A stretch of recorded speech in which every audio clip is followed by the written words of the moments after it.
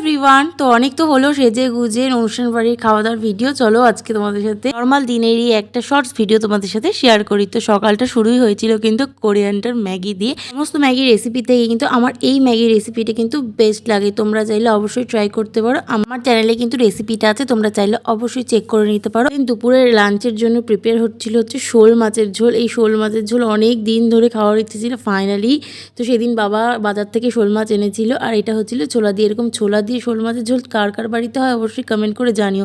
আর তারপরে দুপুরবেলা পুজো টুজো দেওয়ার পর বসে পড়েছিলাম লাঞ্চে। আর লাঞ্চে ছিল একদম পাতলা ট্যালটেলা সমস্ত সবজি দিয়ে, বড়ি দিয়ে একটা শুক্তো ছিল, পটলের দোরমা, আর ছিল লাল লাল ঝাল ঝাল ছোলা দিয়ে শোল মাছের ঝোল। লাঞ্চটা তো দারুণভাবে কমপ্লিট করে তারপর তো দুপুরবেলা খাওয়া দাওয়ার পর তো বিকেলবেলা যেতে হয় দোকানে। আর তারপর বোন আমার জন্য এনেছিল একটা অরুণ আইসক্রিম। আমি ফার্স্ট টাইম অরুণ আইসক্রিম ট্রাই করেছিলাম, বেশ ভালো লেগেছিল। ভিডিওটা এই পর্যন্ত। ভিডিওটা ভালো লাগে অবশ্যই লাইক করো। ওকে, বাই।